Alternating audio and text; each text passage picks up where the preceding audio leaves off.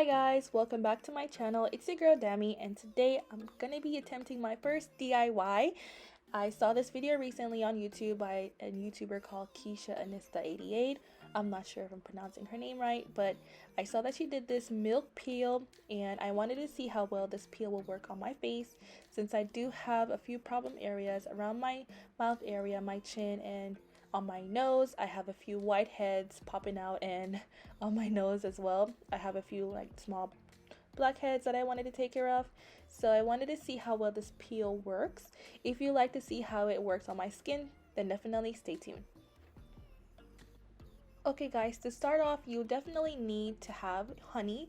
I did go with 1 teaspoon of honey. In her video she used a half a tablespoon, I think, but I chose to go with 1 teaspoon just to make my mixture less. You also need unflavored gelatin, 1 pack of that, and you'll need 4 tablespoons of milk. I used dairy milk. You can definitely use any milk of your choice. In her video she used almond milk, but I don't really drink almond milk for purpose, Jamaican language, so I went with dairy milk. And I'm just gonna go ahead and pour that into my bowl. You have to make sure that your milk is warm, not too hot, but warm enough, either from 10 seconds to 30 seconds, depending on your preference. And I'm gonna go ahead and add my honey, and I'm gonna mix that together. In her video, she also used tea tree oil. I did not have that on hand, but she did say that it was optional, so you don't have to add it if you don't have it, and I did not. So I'm gonna just go ahead and apply the gelatin to the milk mixture and mix.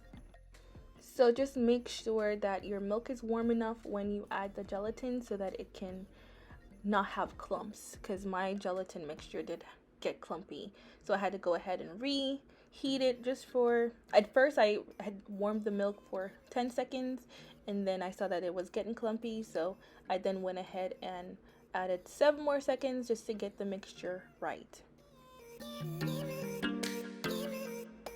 And this is how your mixture should look once your milk has been properly heated. So no clumps or lumps, just smooth.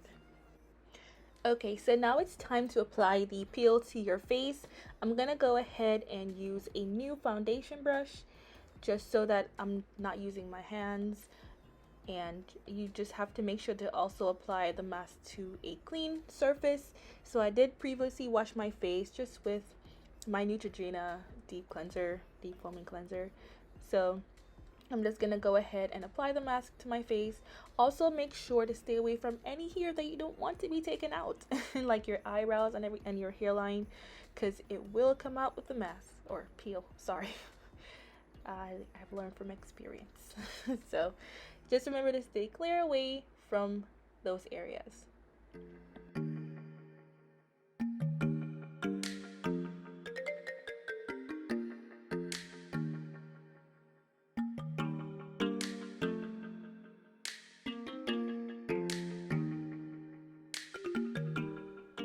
Okay, so this is a peel fully applied to my face. It does have a weird smell, you guys. It does. I don't know.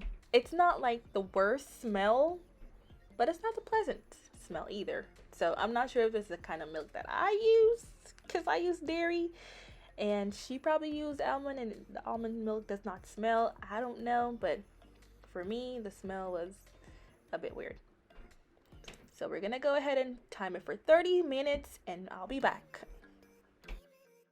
Okay guys, now that the peel has completely dried, I'm gonna go ahead and pull away at the sides just to get the peel to lift. And this is the easy part. This is the easy part. The fun part is just to pull away at the sides and stuff.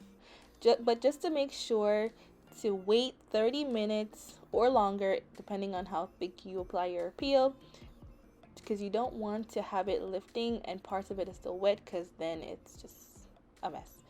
And as you can see, I don't know if it's due to the kind of milk that I use, but the peel did start to separate on my face. And in her video, her peel did come off in like a clean swoop and mine didn't. So I'm not sure if that had anything to do with it, but You can definitely use the milk of your choice. Y'all, it was at this moment that I realized that the pain has started. Because at first, around the perimeter, did not really hurt. I didn't feel anything at all, honestly. So that was the fun part. But actually getting to the fine hairs on my face, trust me, the pain. The pain was real. But it really does work to get out the gunk and the junk from your face. And I really do recommend trying a peel just to make sure that you're removing certain whiteheads and blackheads and certain, impurities from your face.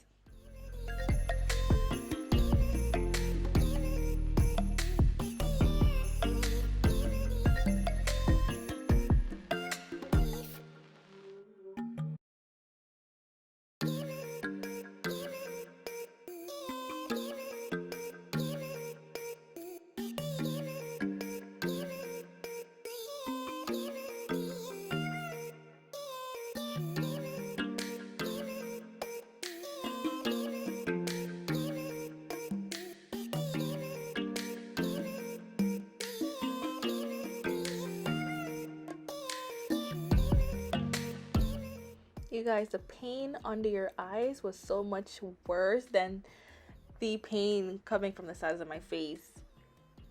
Because the skin under your eyes are so sensitive, you feel it even more. Like tears literally came to my eyes. My knees buckled.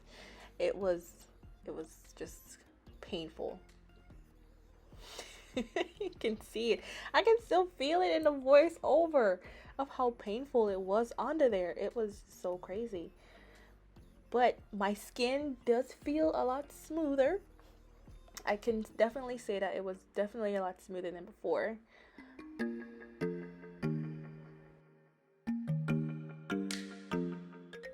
Okay, so here is the finished look. And my face is like a baby's booty right now. It's so soft. And majority of the whiteheads from my chin area and my nose came out. I still have a few more that needs to go, but it's not gonna all go out in one swoop.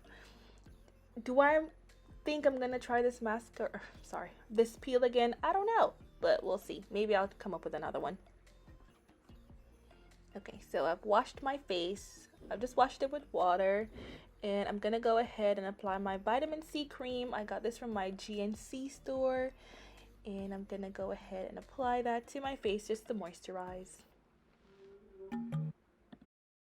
To rate this peel on a scale from 1 to 10, I will definitely give it an 8.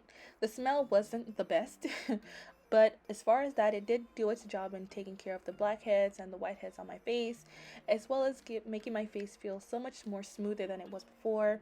And my face does have a really nice glow to it. So if you like to try this peel, I'll definitely link the items I use in the description box below.